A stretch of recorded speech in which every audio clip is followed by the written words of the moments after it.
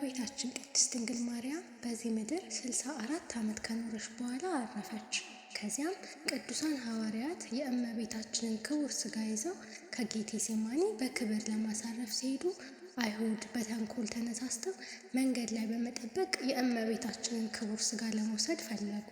ከመካከላቸው አንደኛው ታውፋንያ የተባለ የእመቤታችንን ክቡር ሥጋ ያለበትን የአልጋውን ሽንኮር ወይም ብረት በእጁ ያዘ።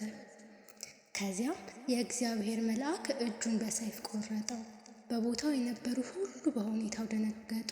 ቅዱሳን መላእክትም የእመቤታችንን ክቡር ሥጋና ወንጌላዊ ዮሐንስን ከዚያ ቦታ ወስደው በኤደን ገነት አሳረፉት።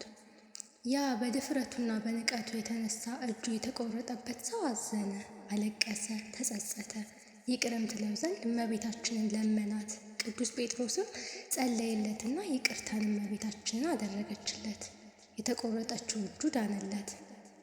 ከዚያም ቅዱስ ዮሐንስ ሲመጣ ቅዱሳን ሐዋርያት ስለ ሁኔታው ጠየቁት። የእመቤታችን ክቡር ሥጋ ያለበትንም ነገራቸው። እነርሱም ነሐሴ 1 ቀን በጾም በጸሎት ሱባዔ ያዙ።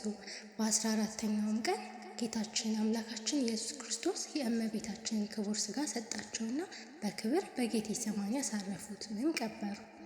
እመቤታችንም በተቀበረች በ3ኛው ቀን እንደ ልጇ ሞትን ድል አድርጋ ተነሳች። ቅዱሳን መላእክት እያመሰገኑ ወደ ሰማይ በደመና ስታርግ ሐዋርያው ቅዱስ ቶማስ ከህንድ ሀገር ስብከቱ ሲመለስ ተመለከተ። እመቤታችንም ቅዱሳን ሐዋርያት የገነዙበትን ሰበን ወይም ደግሞ ያ መቀነት የሚመስለውን ለቅዱስ ቶማስ ሰጠችው። ቅዱስ ቶማስም ይህንን ለቅዱሳን ሐዋርያት ነገራቸው። የሰጠችውንም ሰበን አሳያቸው። እነርሱም እርገቷን ማየት ፈልገው እንደገና በዓመቱ ነሐሴ 1 ቀን ሱባዔ በጾም በጸሎት ያዙ። ከዚያም በ16ኛው ቀን ጌታችን ቅዱሳን መላእክትን አስከትሎ ከእመቤታችን ጋር መጣ። ስታድርግም አሳያቸው። በዚህም መሰረት እኛም እመቤታችንን እንድትባርከን፣ ማስተዋልን፣ ጥበቡን እንድትገልጥልን፣ የምንፈልገውን መልካም ነገር ሁሉ እንድትፈጽምልን እንደ ቅዱሳን ሐዋርያት ከነሐሴ 1 ጀምረን እስከ ነሐሴ 16 ድረስ እንጾማለን።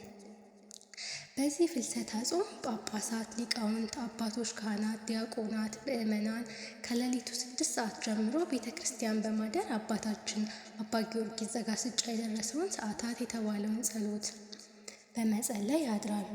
ቀን ደግሞ አባታችን ቅዱስ ኤፍሬም የደረሰውን ውዳሴ ማርያም ትርጉም ይነገራል። ከዚያም ቅዳሴ ይቀደሳል። በዚህ ወቅት የሚቀደሰው ቅዳሴ አባ ሕርያቆስ የደረሰው ቅዳሴ ማርያም ነው። ጊዜው ያመቻቸው በሁሉ መንፈሳዊ አገልግሎት በመሳተፍ ይህንን የሱባዔ ወቅት ያሳልፋሉ። ብዙ ምእመናን ቤታቸው ማደር ትተው ወደ ገዳማት በመሄድ አሊያም አቅራቢያቸው ከሚገኙ ቤተክርስቲያን በማደር በጾም በጸሎት ይሰነብታሉ፣ እመቤታችንንም ይማጸናሉ። እንግዲህ እኛም ከእመቤታችን በረከት ለማግኘት በመጾም በመጸለይ ቤተክርስቲያን ሄደን በማስቀደስ በመቁረብ የጾም ወቅት ማሳለፍ አለብን። የእግዚአብሔር ቸርነት፣ የእመቤታችን የቅድስት ድንግል ማርያም አማላጅነት፣ የቅዱሳን ሐዋርያት ጸጋና በረከት አይለየን። አሜን።